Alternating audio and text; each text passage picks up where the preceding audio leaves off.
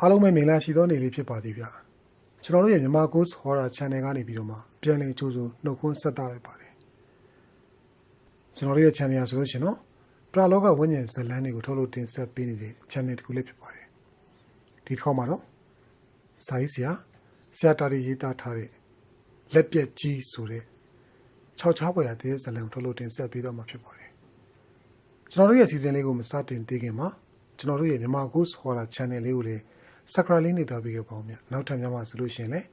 တရေဝတ္ထုဇာတ်လမ်းအကြောင်းအရာတစ်တွေကိုထုတ်လုပ်တင်ဆက်ပေးသွားတိုင်းလေချက်ချင်းသိရှိစေနိုင်မှုအတွက်ဘေးနားက notification လေးနှိပ်သွားပြီးခဲ့ပါဦးမြတ်အားလုံးကိုကျေးဇူးအများကြီးပဲတင်ပါတယ်အဲဒါဆိုလို့ရှိရင်ကျွန်တော်တို့ရဲ့လက်ပြက်ကြီးဆိုတဲ့တရေဝတ္ထုအကြောင်းအရာလေးကိုစတင်လိုက်ရအောင်မြတ်ပြာသူလလီပြလွတ်အေးတဲ့လပေါ့ကျုပ်တို့ညာသားတွေနှမ်းရုံးနဲ့မီးလုံကြတဲ့လပေါ့ဗျာစောင်းချုံလို့လုံနာမှမဟုတ်တာမီးလုံမှကိုနှွေးတာဗျဝိုင်းထဲမှာမီးလုံကြရင်လည်းအချမ်းကလေးတောက်လက်ပတ်ကလေးစားဆက်လက်ကလေးဖွာဟိုကြောင်ဒီကြောင်ပြောကြနေပြာသူလာရဲ့အညာသားစီးစိမ်ပဲပေါ့ဗျာကြောက်ခင်းတဲ့တန်မဏိကတော့ကျုပ်တို့ဝိုင်းကိုလာပြီးတော့မှညာတိုင်းမီးလုံနေရဲ့ဗျလူတွေကိုကြည့်လိုက်လို့ရှိရင်ခေါင်းစွပ်ကြီးတွေစွတ်လို့ခွင်းဆောင်ကြီးတွေလည်းကိုမာပတ်လို့ပေါ့ဗျာချိတ်ကလည်းစွတ်ကြသေးဗျဒီညတော့ကျုပ်တို့စကားပြောရင်းနဲ့ကျုပ်ကကြောက်ခဲတဲ့တံမလေးကိုလူတွေတရေတစီမွေးတဲ့ကြောင်ပြောပြနေတာဗျကျုပ်ကြုံခဲ့ဘူးတဲ့စိတ်ဖလူးပင်ကိုကြက်လေလှီးပြီးကြလာတဲ့သွေးခံဆိုင်တဲ့ကျုပ်တို့ရွာကကိုနီတာရဲ့အကြောင်းထောင်ထဲမှာဒေတံကြတဲ့ကျိုးနဲ့ခြံကာပြီးတရေမွေးတဲ့ကျုပ်တို့ထနောင်းကုန်းသားဥပိုးတင်ကြီးရဲ့အကြောင်းဂျပန်တက်လူတည်တဲ့တခိုးကြီးရဲ့ဥကောင်းခုံကိုစေးစီရင်ပြီးတော့မှတရေမွေးတဲ့ငွေရင်းကုန်းကကိုမင်းတင်တို့အဖိုးဥဥအကြောင်းนี่ပြောပြတာပေါ့ဗျာဒီအကြောင်းတွေကိုတော့ငနက်ကြီးရဲ့ဆရာစောရဥကောင်းကျိုးနဲ့ကာတဲ့ချမ်းဆိုတဲ့ဝတ္ထုတွေမှာဖတ်ရမှာပါကြောက်ခဲတဲ့တန်မဏိဆိုတဲ့ကောင်တွေကလက်ပတ်တောင်ဆက်မစားဘဲနဲ့ငြိမ်ပြီးနားထောင်နေကြတာဗျို့ဟဲ့အောင်တတ်တေခွေးကြည့်ပါဦးကွာဟမ်ဘသူတော့မြကျတို့အိမ်မှာခွေးမှမရှိတာဟေးဟုတ်တလားဒါဆိုရင်တော့ဝင်ခဲ့ပြီဟေးညဘက်ကြီးလာတဲ့ဧည့်သည်ဆိုလို့ကြောက်ခင်းတဲ့တန်မဏိပဲရှိတာပါဘသူတော့ဆိုပြီးကျုပ်လည်းမတက်ရက်ပြီးတော့ကြီးလိုက်တယ်ဟာကိုသိမ်းမောင်ကြီးပါလားဘယ်နဲ့ဗျာအချိန်မတော်ကြီးရောက်လာတော့7 နာရီတောင်ထိုးပေါ်ကိုသိမ်းမောင်ရင်ဟုတ်ပါကွာအရေးရှိတော့လေအချိန်ရှိရတာပေါ့တာတီယာကဲလာကိုသိမ်းမောင်ထိုင်များဒီခုံးမှာထိုင်မီးလုံရင်ပြောကြတာပေါ့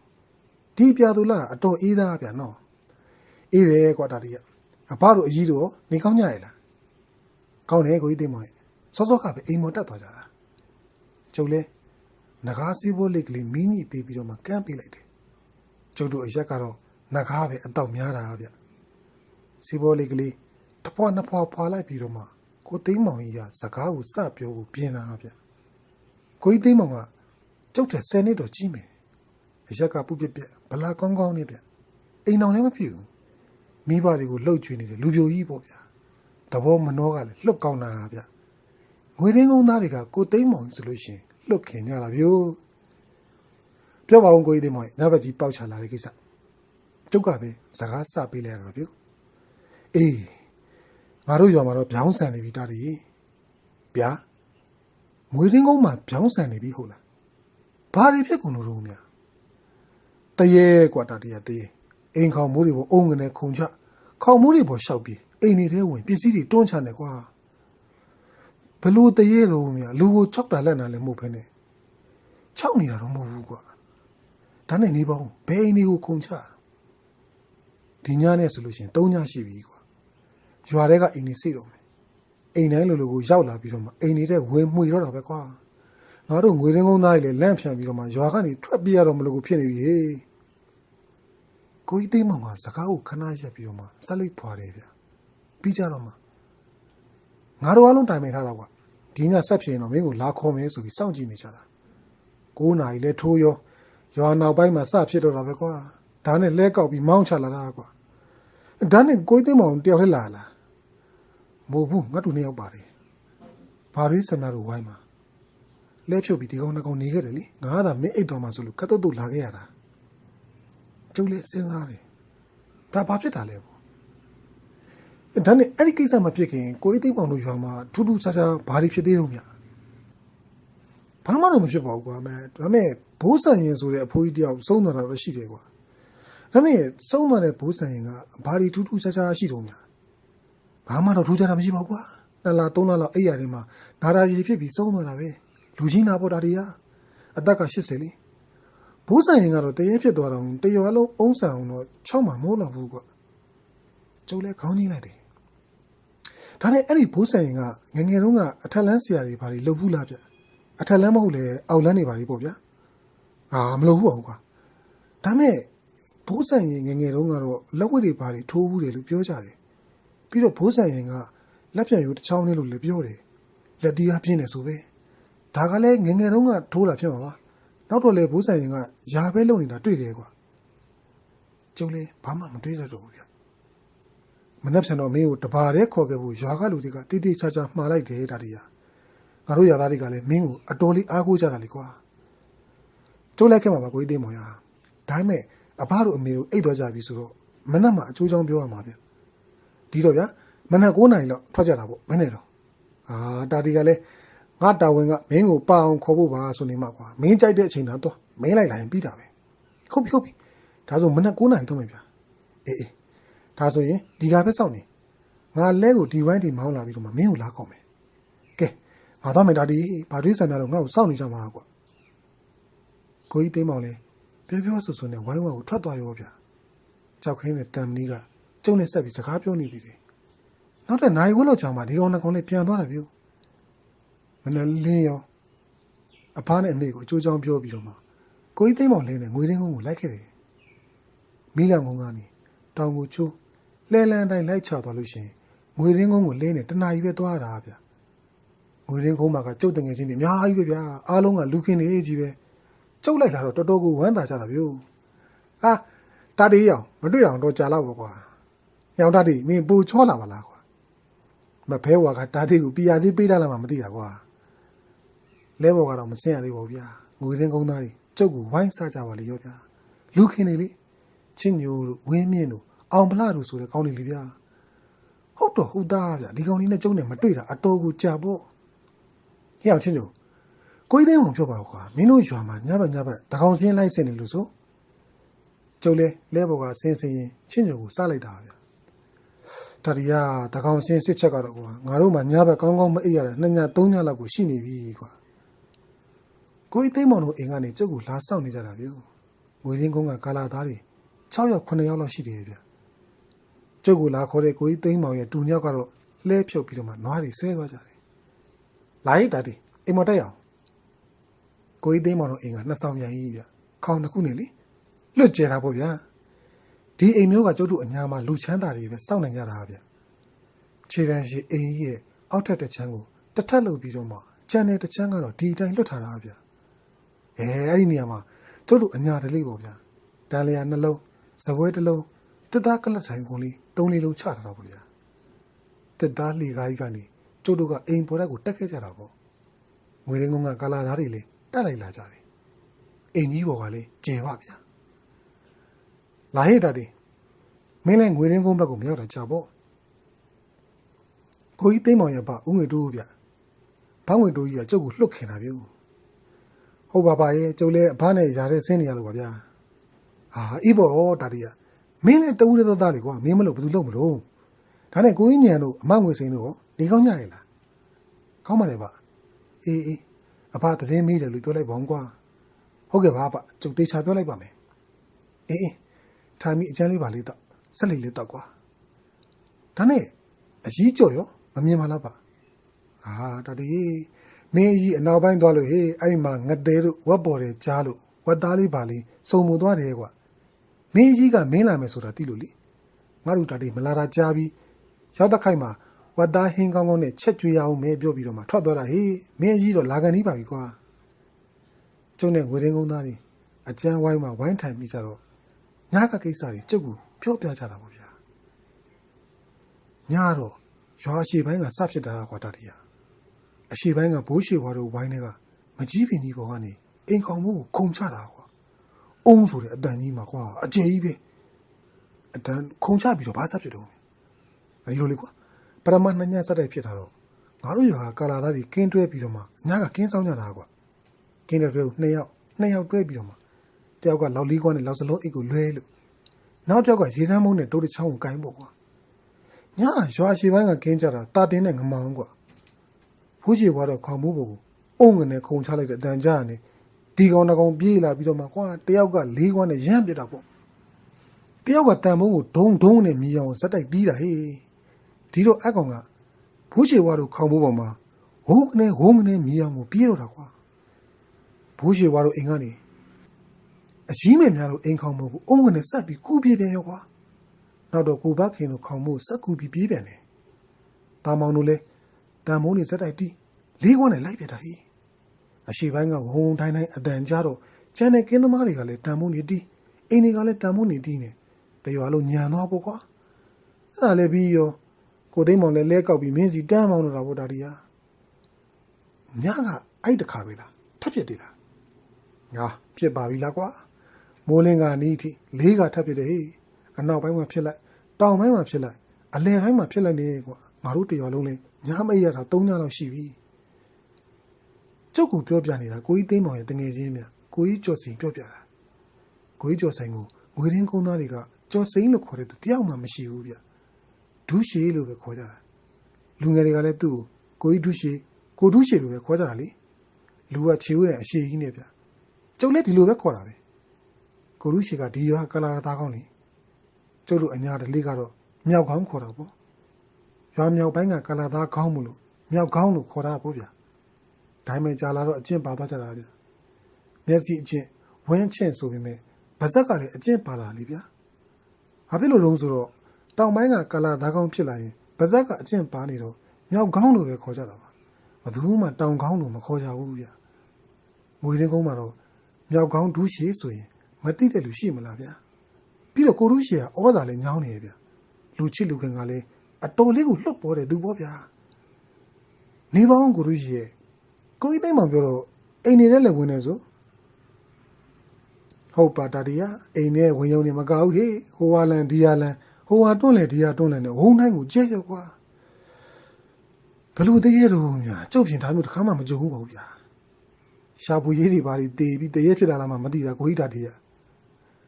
ခေါင်းကြီးဆိုတဲ့ကောင်ကမျက်စိလေးပေကလက်နဲ့ဝင်ပြောတယ်ဟာဒီကောင်ခေါင်းကြီးလူကြီးတွေစကားပြောနေဝင်တော့ကြလားကိုသိမ်းမောင်ခေါင်းကြီးကိုငေါက်တယ်ဗျခေါင်းကြီးငြိမ်သွားတယ်ခေါင်းကြီးပြောရလေဟုတ်သားတရက်ကအိမ်နေတဲ့ဒီဝင်ပြီးဟိုရှာဒီရှာလုံနေတယ်ဆိုတော့လေစဉ်းစားကြပဲပေါ့ဗျာ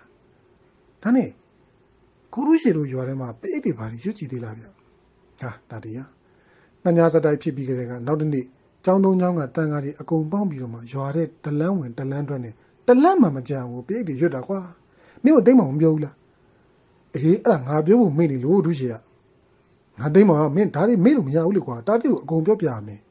ဒါမှဒါတွေကဝေဖန်ပန်းချလို့ရမှာပေါ့ဩဒါတောင်ထပ်ဖြစ်နေတာပေါ့ကဲဒီတင်ကြတော့ကျုပ်စောင့်ကြည့်ခြင်းသေးတယ်ဗျာမနေ့ကမှပဲဘာလို့ရမလဲဆိုတော့တိုင်ပင်ကြတာပေါ့အေးမင်းကောင်းသလိုသာစီစဉ်ကွာလူလာရှိဘာမှမဆိုပြောတာဒီနော်အဲ့ညကကျုပ်တို့စောင့်ကြည့်နေကြတယ်ကိုသိမ်းမောင်ရင်ကျုပ်ရင်ကိုရုရှိရင်ကိုသိမ်းမောင်တို့အိမ်ယောက်ကဇပွဲမှာပေါ့ဗျာအကျန်းဦးနဲ့စေးဘောလေးလေးဖွာနေကြတာဗျကိုရုရှိကတော့ကလာသားတွေကိုတရွာလုံးနဲ့ကင်းချထားပြီးဗျအတန်ကိုတော့သူနားတဆင်းဆင်းလုံနေတယ်တော်တယ်လေးဆိုတော့လေည9 နာရီဆိုလို့ရှိရင်လူချေတိတ်ပြီပေါ့ဗျာဟောသိမ်းမောင်နားတော့စမ်းတန်မုံကြီးတယ်မို့လားဒါတောင်ပိုင်းကတန်ကွာကြာပါဦးဗျာတရွာလုံးတန်မုံတန်နေညံသွားတော့လားဗျကျုပ်တို့3ယောက်လဲတန်မုံထုတန်နေကြားတဲ့ရွာတောင်ပိုင်းကိုဓမီတွေထိုးပြီးပြေးရတာပေါ့ဗျာညငါဘူးဘာဖြစ်တော့ကိုစံမောင်ကြီးကိုခေါင်းကိုခုံချတာဗျာကိုကြီးလူရှိရအခုဘယ်ရောက်သွားတော့မရောက်ဘူးဗျအုံးဆိုတဲ့အတန်ပဲကြားပြီးတော့ငြိမ်သွားတာကျုပ်လဲမြက်ကွင်းစေးအစင်သင့်ကွင်းထားပြီးသားလေဗျကျုပ်အตาလေးရှေ့တူပြီးတော့မှကိုစံမောင်တို့ဝိုင်းထဲကိုဝင်လိုက်တယ်ဝိုင်းထဲမှာလူ4-5ယောက်ဗျတန်မုံတီးတဲ့လူကတီးဓမီနဲ့အိမ်ခေါင်မိုးပေါ်ကိုထိုးကြည့်တဲ့လူကကြည့်နေတာကျုပ်လဲကိုရူးရှိလက်ထက်ကဓမီကိုယူပြီးတော့မှကိုစံမောင်တို့အိမ်ခေါင်မိုးပေါ်ကိုထိုးကြည့်လိုက်တယ်ဟာတွေ့ပြီကျုပ်တွေ့ပြီ အိမ်ခေါင်မှုမှာမာကြီးရက်နေတာပြောဟွန်းဘလို့အေးပါလေလက်ကြီးတစ်ဖက်ပြက်နေပါလားလက်ကောက်ဝေတတလက်ကောက်ကိုပြက်နေတာဗျတကူလုံးနဲ့အမွှေးဖုံးနေတာပြောဟောကျုပ်ဘက်ကတဖြည်းဖြည်းလက်ကြည့်ပြောကျုပ်ကလည်းဓမီကိုမပြတ်ထိုးထားတာဗျဟာလူဝင်ကြီးပါလားတဲရကလူတည်းရမှာမဟုတ်တာလူဝင်တည်းကြီးဗျအစွဲကြီးတွေမှာဖွေးနေပြီပြောမြောက်မျက်နှာကြီးနဲ့အစွဲဖွေးကြီးတွေဗျမျက်လုံးကြီးတွေမှာရဲတောင်နေပဲဗျဒါဘလို့ပြရတာတော့ငါဘူးငါတမီထိုးထားတဲ့နေရာကိုလေးခွန်းနဲ့စတိုက်ပြစမ်းကွာဟုတ်ကိုကြီးရတယ်ငါပူဆိုတဲ့ကောင်မြင်ရတာဗျချက်ချင်းကိုပြစ်တော့တာပြောဒုံနဲ့အိမ်ခေါင်မုတ်ကိုလောက်စလုံးမှန်နဲ့အတန်ဗျဟောပြေပြီဟာခုံမြန်ပြီဗျအုံဒုံကိုစမောင်နဲ့ကလေးကအိမ်ခေါင်မို့ကိုလှမ်းခုံပြီးတော့မှအနောက်ပိုင်းကိုပြေးတာဗျဟာပြေးပြီဗျရွာတွေကလူတွေရောငပူတို့ရောအတန်ကြားတဲ့ဘက်ကိုတန်မုံနေတီးပြီးပြေးလိုက်ကြတာဗျကဲကိုလူကြီးကျုပ်တို့ကိုသိန်းမောင်တို့အိမ်ပြန်ကြတော့ဗျဟေးပြန်မဟုတ်လားဒါလေးအနောက်ဘက်မလိုက်တော့ဘူးလားလိုက်တော့ဟုတ်ဗျမင်းမြင်လိုက်ပြီလားဒါလေးကျုပ်မြင်လိုက်ပြီဗျအိမ်ရောက်မှပြောကြတာပေါ့ဗျအော်အေးကျုပ်တို့အိမ်ရောက်တော့ဘုံငယ်တိုးရောအကြီးကြော်ရောမိတ်ကြသေးဘူးဗျတတ်တယ်ထူးလာကွာဘုံငယ်တိုးကကျုပ်ကိုစီးပြီးမေးတာဗျကျုပ်တို့အားလုံးလည်းအိမ်ကြီးပေါ်မှာတက်ပင်းနေဝိုင်းထဲကတန်းလျားမှာပဲအကျန်းတောင်ရင်းနဲ့စကားပြောကြတယ်ထူးတယ်အဖကြီးထူးသမားတော်ကိုထူးတာဗျာဟေးဟုတ်လားတာတည်းရဲ့ပြောပြပါဦးကွာကိုကြီးသိမ်းမောင်ရောကိုထူးရှီရောကျုပ်ကိုငေးကြည့်ပြီးတော့မှဘာပြောမလဲစောင့်ကြည့်နေကြတာဗျတရေကလက်ကြီးတစ်ဖက်ပြက်နေတယ်ဗျပြီးတော့လူမဟုတ်ဘူးလူဝင်ကြီးဗျဟေးဗျာအားလုံးအံ့ဩကုန်တာပေါ့ကိုထူးရှီကတော့မျက်မှောင်ကြီးကိုပြီးစဉ်းစားနေတယ်ဗျဘုံရီတူကတော့ခေါင်းလေးညှိပြီးစေးဘောလေးကလေးမိလိုက်တယ်ဘိုးဆိုင်ရင်ယာတွေကလက်ပြက်ကြီးကိုဘလို့ဖြစ်ပြီးလူဝင်ကြီးဖြစ်နေရတာတော့ကိုထူးရှီကစကားကိုခက်လေးလေးကြီးပြောလိုက်တယ်ဟင်လက်ပြက်ကြီးကိုခမည်းတော်သိတယ်ဟုတ်လားကိုထူးရှီကျုပ်ကအံ့ဩပြီးမေးလိုက်တော့ကိုထူးရှီကခေါင်းညှိပြီးပြောပြတယ်မွေရင်းကုန်းတို့မိတောင်ကုန်းတို့စက်တမြောင်တို့ကလူတွေတော်တော်များများကလက်ပြက်ကြီးကိုသိကြတယ်တာတည်းညဘက်အချိန်မတော်ဘိုးဆိုင်ရင်ယာတွေကိုဖျက်လျှောက်တာတို့မြေပဲခိုးနှုတ်တာတို့နှမ်းတောင်ခိုးတာတို့လုံးမိလို့ကတော့လက်ပြက်ကြီးလိုက်လို့ရှာထွက်မတက်ပြေးရတာကြီးပဲကွာဒါဆိုလို့ရှိရင်လက်ပြက်ကြီးကဘိုးဆိုင်ရင်ယာတော့ကိုစောင့်နေအဆောင်တရေပေါ့ဟုတ်လားကိုသိရှင်အေးဟုတ်တယ်တာတည်းငွေရင်းကုန်းမှာလက်ပြက်ကြီးအလိုက်ခံရဘူးတဲ့သူတွေ၄-၅ ယောက်ရှိတယ်ကွာတကူလုံးအမွေမြမဲကြီးတွေဖုံးနေတဲ့တရေကြီးတွေလက်ကြီးတစ်ဖက်ပြက်နေတာတဲ့ဒါမဲ့မင်းခုတွေ့တယ်လို့လူဝင်ကြီးဆိုတာတော့ဘယ်သူမှမသိဘူးတာတည်းမင်းပြောတော့မှငါလည်းတော်တော်ကိုခေါင်းချောက်သွားတော့ကွာဒီအဟိတ်တိရစ္ဆာန်တရေကြီးကိုပရိတ်ရွတ်တော့တိမတယ်လားကောင်းမှုကုသိုလ်ပြုပြီလို့လေတိမှမဟုတ်တာဒုက္ခပဲတာတည်းကြံသမောင်ကနေမင်းကိုပဲအားကိုးပါလေတာတည်းဘုံဝေတို့ကဆက်လက်လေးကိုစက်တိုက်ဖွာနေနဲ့ပြောလိုက်တယ်ဘိုးဆိုင်လှုပ်ခဲ့တဲ့ကိစ္စတွေပေါ့ကွာသူမသေးခင်ရှင်းလင်းအောင်လုပ်မသွားတော့ရွာဝနာကြီးပေါ့ကွာဗျာဘိုးဆိုင်ရင်လှုပ်တာဟုတ်လားပါကိုသိန်းမောင်ကသူ့အဖကိုတန်တော်နဲ့မေးလိုက်တာပြောဟုတ်တယ်လူကလေးဒီကိစ္စတွေကိုအဖရဲ့ဘာတွေဘိုးညုံမောင်ပြောပြလို့သိတာဘိုးညုံမောင်လည်းရှိတော့တာမှမဟုတ်တာဘယ်သူမှမေးလို့မရတော့ဘူးပေါ့ကွာအဖကိုဘိုးညုံမောင်ကဘာတွေပြောလို့တော့ဒီလိုကွာဘိုးဆိုင်ကငငယ်ကလက်ဝဲသမားဆိုပဲငါဘာလို့နေကငယ်တငယ်ချင်းတွေလေကွာဘိုးဆိုင်ကရွာစဉ်လှည့်ပြီးတော့မှလက်ဝဲကြေးစားထိုးဆိုပဲသူတွားထိုးတိုင်းဘာတွေကအဖော်လိုက်ရတာတဲ့ကွာတနေ့မြောက်ဘက်ကရွာတွေလက်ဝဲသွားထိုးပြီးတော့မှတငယ်ချင်းတွေပြန်လာတော့ရိုးမတော်တဲ့ကနေဖြတ်ပြန်တာလူဝင်ကြီးတစ်ကောင်နဲ့ပတ်ပင်းတိုးရောဆိုပဲအဲ့ဒီလူဝင်ကဘဲကရောက်လာတော့ပါကြီးကိုထူးရှီကဝင်မေးလိုက်တာငါးပါးလေးပြောတော့ဟိမွေနာဘက်မှာတားအေးလို့ဒီဘက်ကိုစောင်းခိုဖို့ရောက်လာတာဆိုပဲထူးရှီရဲ့အမြဲလာတာတော့မဟုတ်ဘူးတဲ့ကွာတခါတလေနေကြုံပြီးရောက်လာတာဖြစ်မယ်တဲ့ကွာဟမ်ဒီတော့ဘိုးဆိုင်ကလူဝင်ကြီးကိုဘာလို့လက်တာအောင်ဗျာ ဘိုးဆိုင်ကလှုပ်တာမဟုတ်ဘူးကွလူဝင်ကဘိုးဆိုင်ကိုတွေ့တာနဲ့ပြေးပြီးထိုးတာဆိုပဲအဲ့မှာပဲဘိုးဆိုင်ကဟဲ့ညိုမောင်မင်းဝေးဝေးသွားနေငါချင်းနေမကွာမင်းလှုပ်အောင်ပြေးတော့လို့ပြောတယ်တဲ့ဘာတွေကလဲဟာဆိုင်မင်းတယောက်တည်းပဲဖြစ်မလို့ငါပါဝင်ချမယ်မင်းဒီကောင်ကြီးကြောက်နားလဲပါဦးကွာဝေးဝေးသွားနေတာမှာငါဘာတွေလဲမလန်းမကန်းကတစ်ပင်တစ်ပင်ရဲ့နောက်ကနေပုံးပြီးကြည့်နေရတယ်ဆိုပဲလူဝင်ကလည်းလက်ဝဲတက်တယ်ဟေ့လူဝင်ကဘိုးဆိုင်ကိုပြေးပြီးထိုးတိုင်းဘိုးဆိုင်ကလှုပ်အောင်မနှဲရှောင်ရတာတဲ့လူဝင်လက်သီးတစ်ချက်မိလိုက်လို့တော့သတိလစ်သွားမှာလေကွာဒီလိုနဲ့ရှောင်ရင်းနဲ့လူဝင်ရဲ့ဘိုက်ကိုတစ်ချက်ထိုးလိုက်ရတာလေဘာတွေကပြောတယ်လူဝင်ကလူလိုတော့အသိဉာဏ်မရှိဘူးတဲ့ကွာသူကထိုးဖို့ပဲသိတာတဲ့ရှောင်မှုတိမ်မှုနားမလည်ဘူးတဲ့လေဘိုးဆိုင်ရင်ထိုးသမျှထိတာကြီးပဲနောက်တော့ဘိုးဆိုင်ရင်ကလူဝင်ကြီးကိုတစ်ပင်ကြီးတွေရှိတဲ့ဘက်ကိုမြားခေါ်သွားတာလေတစ်ပင်အကြီးကြီးတစ်ပင်နားမှာကပ်ပြီးလက်ဝဲရေးပြတယ်လို့လို့တော့လူဝင်ကြီးကဒေါသတအားဖြစ်လာတော့တယ်ကွာဘာပြောကောင်းလဲခေါင်းကြီးစိုက်ပြီးဘိုးဆိုင်ရဲ့ရင်ဝါကိုသူ့ခေါင်းကြီးနဲ့တရကြမ်းပြေးဆောင်လာတဲ့ဟာဘိုးဆိုင်ရင်ကဘေးကိုဖြတ်ကနေရှောင်လိုက်တော့တစ်ပင်ကိုခေါင်းကြီးနဲ့ပြေးဆောင်ပြီးတော့မှနောက်ကိုပက်လက်လမ်းကျသွားတယ်ကွာခေါင်းကြီးကွဲပြီးသွေးတွေဖြာကနေထွက်ကုန်ရောတယ်ကွာအဲ့မှာပဲဘိုးဆိုင်ရင်ကလူဝင်ကြီးရင်ဘက်ကိုခွစီးပြီးတော့မှရင်ဘက်တနေရာရဲကိုကြီးဇက်တိုက်ထိုးတာရတယ်ကွာတဘုံဘုံနဲ့ဘိုးဆိုင်ရင်ရဲ့လက်သီးနဲ့လူဝင်ကြီးရဲ့ရင်ဘက်ထိခဲ့အတန်ကြီးက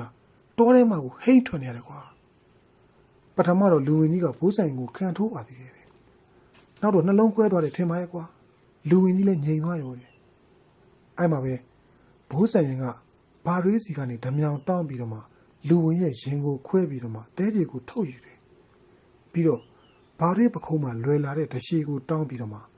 လူဝင်ရဲ့လက်တစ်ဖက်ကိုလက်ကောက်ဝဲတတလောက်ကနေခုတ်ဖြတ်ယူလိုက်တယ်တဲ့ညို့မောင်ဒါမျိုးကကြုံတော့ကြုံခဲ့ကွာဝင်လက်ကိုဝင်တဲချင်နဲ့စီရင်တက်ရင်မင်းတစ်သက်လုံးဒီကောင်ဝင်းကျင်ကိုခိုင်းစားလို့ရတယ်ကွာဟေးဟုတ်သလားမင်းလောက်တလားဆိုင်လောက်တတာပေါ့ညို့မောင်ရေငါဖုန်းငါ့ကိုတင်ပေးသွားတာကွာငါဒီကောင်ကြီးကိုစီရင်မှာနောက်တော့မင်းကြားမှာပေါ့ကွာပြောပြီးတာနဲ့လူဝင်တဲချင်နဲ့လူဝင်လက်ပြက်ကြီးကိုငါပြောဖက်နဲ့ထုတ်ပြီးတော့မှဘိုးဆိုင်ရင်ယူသွားတာလေဟေးနောက်မကြပါဘူးဘိုးဆိုင်ရင်တို့ယာတော့မှလက်ပြက်တည်းကြီးလိုက်လို့ဆိုပြီးတော့မှပြောတယ်ဆိုတယ်နေကြားတော့တာပဲဟေးအဲ့နောက်ပိုင်းဘိုးဆိုင်ရင်လေလက်ဝဲမထိုးတော့ပဲနဲ့သူ့မိဘအမွေပေးတဲ့ယာမှာပဲလောက်ကင်နေတော့တာတဲ့ဘိုးဆိုင်ရင်ကလည်းသူမသေးခင်ဓာကြီးလွတ်ပေးခဲ့ရမှာဗျအခုတော့ဓာကြီးကကျတို့ရမှာမွေးနေပြီဘယ်လိုလုပ်ကြမလဲလူစကားလည်းနားလည်တာမဟုတ်ဘူးပြောတာလည်းခက်သားဗျကိုသိန်းမောင်ကစိတ်ညစ်တဲ့အတန်ကြီးနဲ့ပြောလိုက်တာဗျနေပါဦးကိုကြီးသိန်းမောင်ရဲ့ကြုံမဖဲဝါနဲ့တွေ့ကြည့်ပါဦးမယ်ဟေးမဖဲဝါဟုတ်လားတာဒီဟုတ်တယ်ကိုကြီးသိန်းမောင်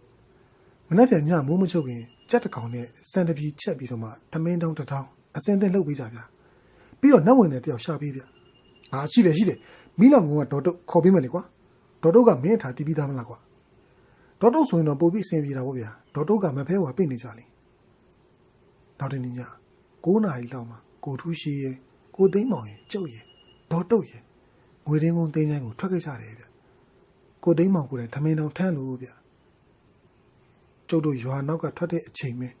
ရွာထဲမှာတအုံတတိုင်းတိုင်းနဲ့တန်မုံတီးတယ်နေကြားတော့တာပဲဗျငွေရင်းကုန်းတင်းချိုင်းရောက်တော့ထုံးစံတိုင်းကျုပ်ကထမင်းတုတ်ကိုခွေးတစ်လုံးမှဖြီးပြီးတော့မှစားတောက်ကိုပြင်လိုက်တယ်ဗျဒေါ်တုတ်ကလည်းလုံနေကြဆိုတော့အစင်သင့်တယ်တုတ်တန်စားတင်းချိုင်းဝါကတင်းချိုင်းရှင်မှာမဖဲဝါဗျာကျုပ်တာတီကစားပွဲတောက်ပွဲများနဲ့ပြင်ဖိတ်ပါတယ်ကြွပါဗျာကြွပါအခုချက်ချင်းလှမ်းကြွခဲ့ပါဗျာမြန်နေပြီမြန်နေငွေရင်းကိုတင်းချိုင်းမြောက်ဘက်က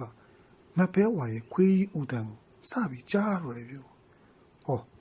ဝင်းပြီဒေါ်တို့အသားတွေတစ်ဆက်တုံးနေပြီဗျဟာခုံနေတာဗျာလွှတ်ကနေပဲဒေါ်တို့ဂူကြီးပေါ်ရောက်သွားပြီဗျဂူပေါ်ရောက်လာတယ်စားတော့တာပဲပြူဇရင်ဖားရကြီးနဲ့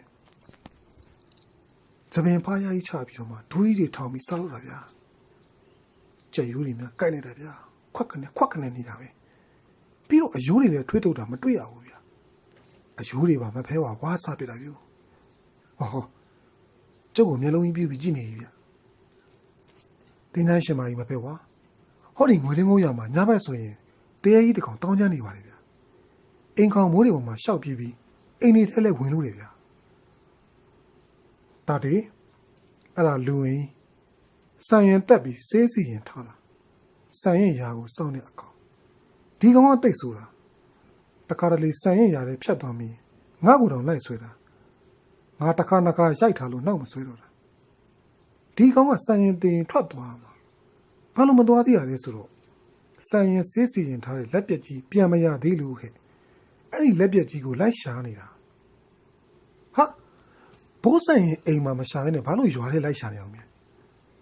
စံရင်အိမ်မှာရှာတာမတွေ့လို့ဟိ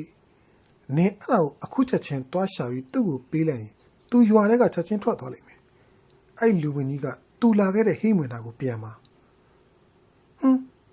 အဲ့ဒီလူဝင်ရဲ့လက်ပြက်ကြီးကျုပ်ကဘယ်မှာသွားရှာမှာတော့မပဲဝါရဲ့စံရင်အိမ်ဝိုင်းထဲကစိတ်ဘလူးပင်ကြီးရဲ့အောက်တက်တောင်ဘက်မှာတူတစ်တာနဲ့ထည့်ပြီးမြှောက်ထားတယ်အဲ့ဒါပေးလိုက်ချက်ချင်းထွက်သွားလိမ့်မယ်မပဲဝါစားတော့ပြီးတော့ပြန်ထွက်သွားတယ်ဒေါ်တုတ်ကိုပြန်ခေါ်ပြီးတော့ကျုပ်တို့လည်းပြန်ခဲ့ကြတယ်အိမ်ရောက်တာနဲ့ကိုရူးရှိရဲ့ကိုသိန်းမောင်ရဲ့ကျုပ်ရဲ့တွင်းတယောက်တစ်ချောင်းကယူပြီးတော့မှမြောက်ပိုင်းကဘိုးဆန်ရဲ့ဝိုင်းကိုလာခဲ့ကြတယ်ဘိုးဆန်ရဲ့အိမ်သားတွေကိုအကျိုးချောင်းပြောပြမဖဲဝါပြောတဲ့စိတ်ဘလူးပင်ကြီးရဲ့အောက်တက်တဲ့တောင်ဘက်မှာကျုပ်တို့တူးကြတယ်ဗျတိတ်ကြကြမတူးလိုက်ရဘူးဗျဟောတွေ့ပြီကိုကြီးသိန်းမောင်အရင်ဆုံးစတွေ့တာဗျကျုပ်တို့ခပ်ပြေးပြေးပဲတူးတော့တာဗျနှစ်တောင်မရှိတရှိမှတော့တွေ့တာပဲဘိုးဆန်ရင်တို့အိမ်သားတွေကလည်းဝိုင်းကူလှုပ်ပေးကြပါတယ်ကျုပ်တို့ကိုမီးပြပေးရလေဟောပေါ်လာပြီအမေจิตတတာလေးဗျတစ်ထောင်လောက်ရှိမယ်ထင်တယ်